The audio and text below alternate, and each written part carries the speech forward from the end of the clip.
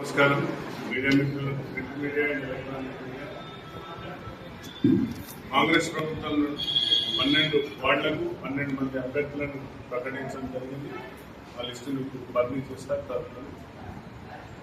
తప్పనిసరిగా వర్ధన్నపేట నియోజకవర్గంలో కాంగ్రెస్ ప్రభుత్వం 12 వార్డులు గెలవబోతుంది.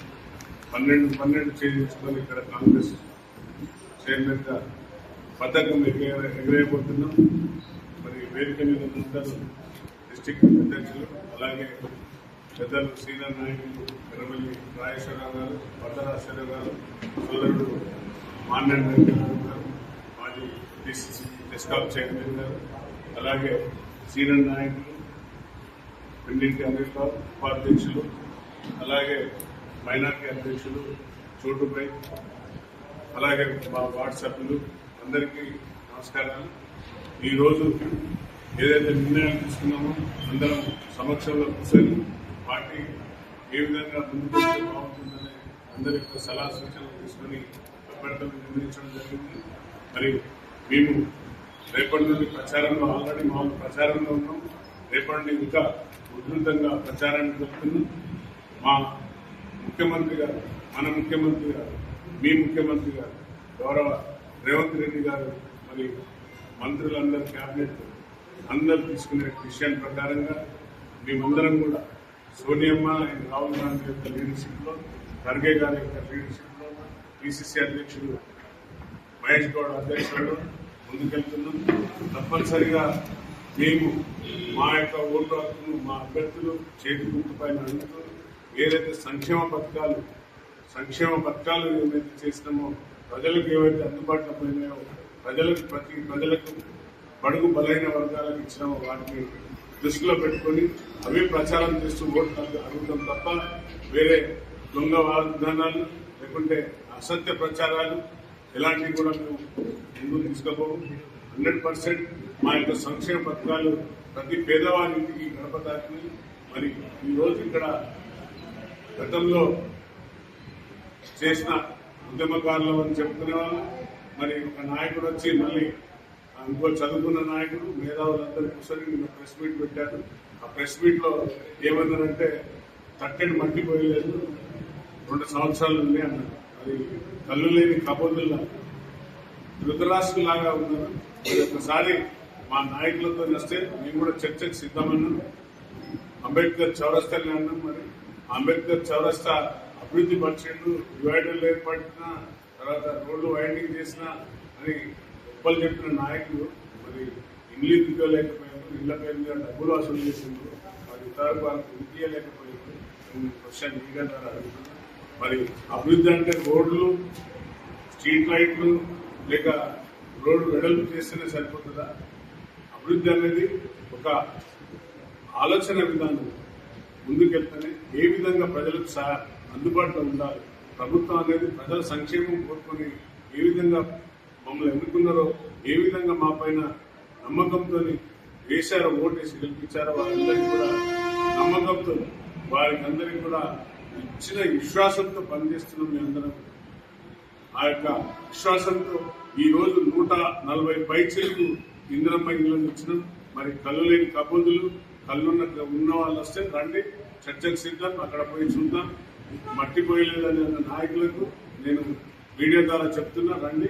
మరి 140 ఇళ్లు ఇచ్చిన ఘనత కాంగ్రెస్ ప్రభుత్వాన్ని. మరి గతంలో డబుల్ బెడ్రూమ్లు ఇస్తానని ఎక్కడ పోయింది? మరి ఒక డబుల్ బెడ్రూమ్ ఉన్న కాడికి ఒక్క వార్డులో కూడా పోయి ఎవరిని ఒక ఓటు అనుకోవాలి.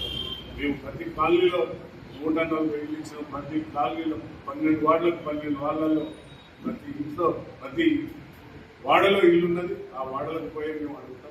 అలాగే 10 ఏళ్లలో మీరు రేషన్ కార్డు ఏరియాలో ఇవాళ మాట్లాడుతున్నారంటే చాలా సిగ్గుచేట అనిపిస్తుంది. మరి ప్రతి ఇంటికి బడుగు బలైన వర్గాలు ఎవరైతే అర్హులు ఉన్న వారికి రేషన్ కార్డు ఇచ్చారు. అలాగే మరి ఇక్కడ 200 కోట్లతో ఇంటిగ్రేటెడ్ యంగ్ ఇండియా స్కూల్ మొన్ననే మా యొక్క గౌరవ మంత్రివర్యులైన పొంగులేటి శ్రీనివాస్ రెడ్డి గారు వచ్చి శంకుస్థాపన చేసింది. బహుశా కనబడతలేదు. అలాగే 100 పడకల ఆసుపత్రిని ఏదో రాజకీయంగా నన్ను ఉప్పరపల్లిలో వేసిండ్రు, ఎంపీటీసీ సర్పంచ్ల కోసం మళ్ళీ జెడ్పీటీసీలకు ఎక్కడ పోతుందని కామెంట్ చేసిన నాయకులకు మీడియా ద్వారా నేను చెప్తున్నా, కొంచెమన్నా మీకు జ్ఞానం ఉంటే ఆలోచించండి. మరి అక్కడ గతంలో ఏ ఆర్డర్స్ ప్రకారంగా ఏమి ఆర్డర్ పత్రాలు లేకుండా 480 శిలా పలకాలు వేసిపోయినారు. శిలా పలకాలన్నీ శివా పలకాలే ఎక్కిస్తున్నారు. నేను చూపెట్టామని మరి నేను ఈ రోజు దాన్ని ప్రొసీడింగ్ ఆర్డర్స్ తెచ్చిన. అక్కడ అనుమతులు ఏమన్నారంటే మినిమం 5 ఎకరాలు ఉండాలని మా మంత్రివర్యులైన మా దామోదర్ రాజనరసింహ గారు చెప్పారు. 5 ఎకరాలలో కట్టు ఎమ్మెల్యే గారు చాలా చక్కగా వస్తుంది, బడుగు బలహీన పేద ప్రజలకు అందుబాటులో విధంగా కట్టు అంటే ప్రజల అభిష్టానికి మేరకే ఉప్పర్పల్లిలో 15 ఎకరాలు ఉంటే అక్కడ ఫ్యూచర్ గా ఉంటుందనే ఉద్దేశంతో చేసినా కానీ మరి గతంలో ఉన్న నాయకులాగా రియల్ ఎస్టేట్ ఎక్కడ చేసిందో అక్కడ రోడ్లు వేయడం అక్కడ చేయలేదు. 100% మేము ప్రజల అభిష్టానికి మరి ఇక్కడ ఉన్న వర్ధనపేట నియోజక ప్రజలు, మున్సిపాలిటీ ప్రజలు అన్న మాకు ఆత్మగౌరవం అని వారందరూ ఒక జాగ్రత్త ఏర్పడి వచ్చి రిక్వెస్ట్ చేస్తే వాళ్ళ అభిప్రాయాన్ని మేరకే నేను మళ్ళీ రెండవసారి ఇక్కడ మన యొక్క టౌన్ లో ఏదైతే పోయే దారికి కొబ్బరికాయ కొట్టడం జరిగింది. మరి ఆయనకు చాలా హాస్యం అనిపించింది ఆ నాయకుడికి. అరే ఇక్కడ ఇది ఎండోమెంట్ ల్యాండ్, మరి మాన్య భూములలో ఎట్లా కడతారు అని హాస్యం వచ్చిందట. మరి నేను మీడియా ద్వారా క్వశ్చన్ చేస్తున్నాను, మరి ఎమ్మెల్యే క్యాంప్ ఆఫీస్ ఎట్లా వచ్చింది, ఎంఆర్ఓ ఆఫీస్ ఎట్లా వచ్చింది, పోలీస్ స్టేషన్ ఎట్లా వచ్చింది, అక్కడ మన కొంతమంది మీడియా సోదరులకు కూడా ప్లాట్ ఇచ్చిందని తెలిసింది. మరి అవన్నీ ఏ విధంగా ఇచ్చిందో మరి ఆయన విజ్ఞానం లేకుండా మాట్లాడితే అజ్ఞాని అనాలన్నా లేక విజ్ఞానవంతుడు అనాలన్నా నాకు తెలియదు. ఏ విధంగా అయితే తీసుకొచ్చినామో మాకు తెలుసు. అనుమతులు ఏ విధంగా తేవాలి, మాన్య భూములకు ఏ విధంగా పేమెంట్ చేయాలి, దానికి ఒక జీవో ఉన్నది, సర్క్యులర్ ఉన్నది. 100% మా ముఖ్యమంత్రి గారు మాట ఇచ్చారు కాబట్టి అక్కడ తప్పనిసరిగా కట్టి చూపెడతానని మీ మీడియా ముందట నేను మా వాగ్దానం చేస్తున్నా. ఆ యొక్క భూములను మేము తీసుకొని వారికి ఏ విధంగా న్యాయం చేయాలి, ఆ యొక్క ఎండోమెంట్ స్థలంలో ఉన్న వారికి మాట ఇచ్చి చేసిన మాట తప్పం అని మీడియా ద్వారా చెప్తున్నాం.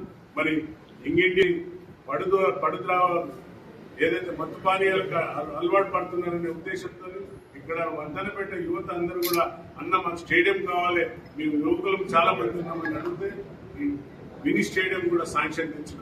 అలాగే మరి ఒకరోజు కూడా గత ప్రభుత్వం 15 ఏళ్లున్న నాయకుడు, చాలా మేధావి, చాలా సీనియర్ నాయకుడు, మినిస్టర్ గా చేసిన హోదాలో ఒకరోజు కూడా వర్ధనపేటను అభివృద్ధి పరచాలనే ఆలోచనలు లేని నాయకుడు మరి ఈ రోజు నేను మీడియా ద్వారా అడుగుతున్నాను.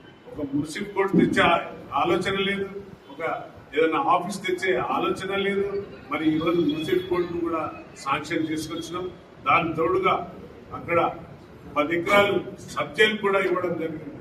అక్కడ subject integrated young India school 200 కోట్లతో బడుగు బలైన వర్గాలు మన పిల్లలు చదువుకోవడానికి, అలాగే ఒక స్టేడియం, మినీ స్టేడియం, మరి మా బంజారా సోదరులకు 2 కోట్లు శాంక్షన్ ఇచ్చారు. బంజారా భవన్ కూడా అక్కడనే కట్టి వారికి చిరుకానుకగా ఇవ్వాలనుకున్నాం. మరి మా సోదరునికి అనైతికంగా పోయిన ఎమ్మెల్యే ఎవరైతే ఉన్నారో అనైతికంగా, అనాలోచితంగా, అన్సైంటిఫిక్ గా దండాలను మున్సిపాలిటీలో కలిపిండు. మరి అవి ఎట్లా తీస్తామని నవ్వుకుంటా మాట్లాడాడు. సోదరా, నాకు తెలుసు ఏ విధంగా ఆ యొక్క తండాలను మీరు నాతో చూపెడతా. మన పక్కకే ఉన్న భువనగిరి జిల్లా ఏదైతే యాదాద్రి ఉందో అక్కడికి రా. ఏ విధంగా ఆలేరులో ఏ విధంగా తండాలను గ్రామ పంచాయతీలో తీసిండ్రో అదే విధంగా చేసి చూపెడతా సోదరా. మరి నీకు తండాలను ఏ విధంగా కలిపినో, ఏ విధంగా నువ్వు అన్సైంటిఫిక్ గా, అనెథికల్ గా వాళ్ళకి తెలియకుండా కట్టిపి ఈ రోజు వాళ్ళ పైన, మా తండా వాసుల పైన పెనుభారం, గిరిజన సోదరుల పైన ట్యాక్స్ కట్టలేక, మున్సిపాలిటీ ట్యాక్స్ కట్టలేక, ఎలక్ట్రిసిటీ బిల్లులు కట్టలేక వాళ్ళు ఇబ్బంది పడుతుంటే వాళ్ళందరూ చెప్తే నేను అసెంబ్లీలో కూడా మాట్లాడడం జరిగింది. తప్పనిసరిగా వితిన్ 2 years లో మా పొంగులేటి శ్రీనన్న రెవెన్యూ శాఖ మంత్రులు మాటిచ్చారు. 100% ఆ యొక్క తండాలను గ్రామ పంచాయతీగా వితిన్ షార్ట్ ప్లాన్ లో చేస్తామన్నారు. 100% మళ్ళా క్యాబినెట్ లోపల వాటిని అన్నింటినీ కూడా తీసుకొని తండాలుగా చేయకూడదు. ఇంకా చాలా మాట్లాడింది. నేను మాట్లాడాలంటే